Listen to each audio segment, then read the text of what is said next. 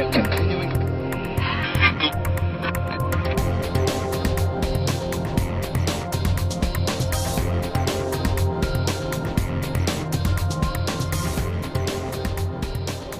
I have Barbara Bryan here with me, and she's from Alpha One Staging, and we are at the Real Estate Investment Show.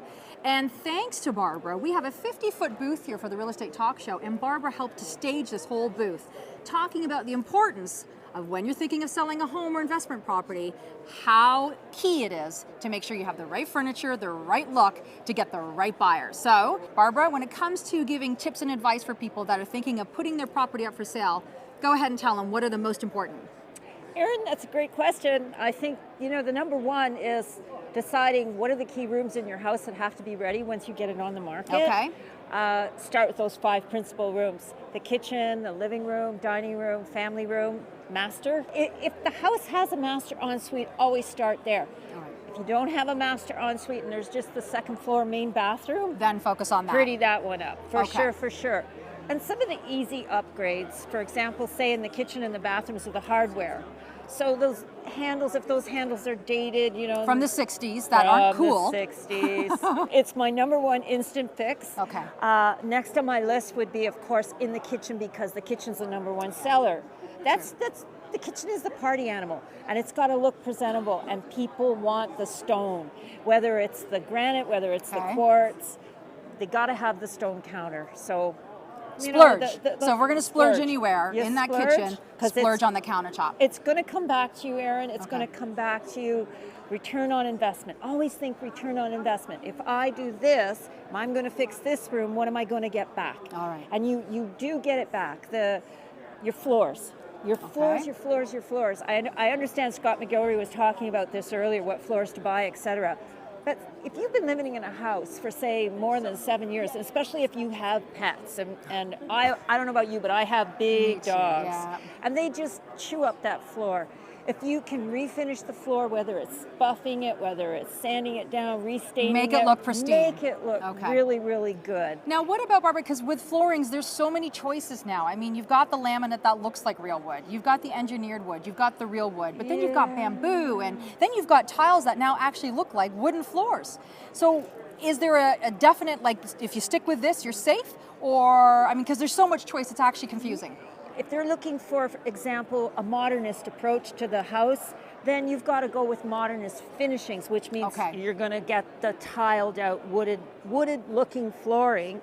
Overall, always, Erin, the number one is oak. If you can't afford oak, then engineered flooring is a really good alternative. So you love the oak. Oh, for sure. Whether it be the Baroque, the darker stained, even the lighter. The fact that it's oak, people go, okay, that's a high quality floor. It's funny you would say that question, because I think that we're moving away from the darks. Are we? Is it because it's harder to keep clean? It's more of a pain? Oh, yeah. Because we all know that, right? I mean, the Yeah, whole dusting yeah. thing with the dark, and I love dark wood. Pets, Okay. blonde hair like you and me, that's going to show on the floor. does, yeah.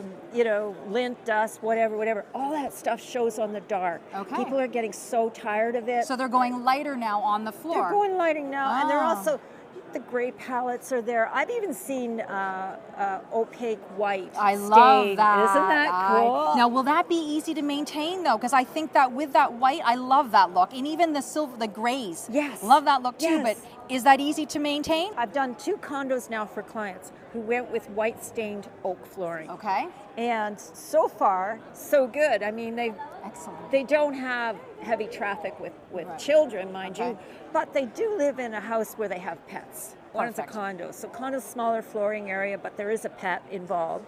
So overall, the neutrality of it is going to compensate for anything that does show up. Dark always shows more. Okay, well, let's talk about paint colors, because I know you're going to go there. I always know that it's all about when you walk in. But we've really taken that neutral thing to a whole, I think we take things too far. We've gone to another level. Yeah, people have become really, really Boring? intimidated by color. Canadians are boring. Oh, did I say that? No. You know what kills me? A client will begin preparing their home for sale, and they'll say, Barbara, can you come and do a consultation? Sure, I'd love to. What have you done so far? Oh, we painted the whole house. And then I cringe like, oh. Before you've arrived. Before I've arrived, right? I get to the house, and there's this famous neutral color We call it peanut butter beige. Right, I know. You know, and Yeah. they not only do they throw it up in one spot, but they throw it up everywhere. Every single room. And I walk into the kiddies' room and I said, really? Would your 6-year-old, would your 12-year-old live in a peanut butter room? I don't think so. I guess in terms of choosing colors, get a color consult for sure. And that's easy to do. How do people, I mean, we'll talk about how they can reach you, but yes, anybody can go into a Benjamin Moore store. They can go to Home Depot, and those are specialists there that understand the color wheel, and they themselves know what goes with what. So they'll help you. They'll help you. And if you're, if you're one of these people who really likes to delve and dig deep, go online. There are lots of online books recommended. There are charts, and you'll be able to see samples of other colors. You just Google the image. You'll see kiddies' rooms come up. You'll see teen rooms. You'll see master bedrooms. Everybody has their favorite palettes when they prepare for sale. You know, me, I love blues. I love pale blues in the bathrooms. I love aquas in the bedrooms, but not everybody wants that, right? Yeah. And a lot of times the client may not have enough money set aside to do the whole job and the paint scale. But you'll guide them with that, though, in terms of, Sometimes we just do transition. We'll say, okay, 3/4 of your house is this color, but these are the 3 rooms that really need to be switched out. All right. And then we'll switch them out. Then you'll do it. Blend it. So for people out there that, of course, want to hire somebody, and a lot of people will think that it's beyond their budget, it's something that's only for people that have lots of money, and that's just not true. It is the norm now. So there's stagers, interior designers like Barbara Bryan. So how can they get a hold of you for your expertise? Thank you, Erin, for that question.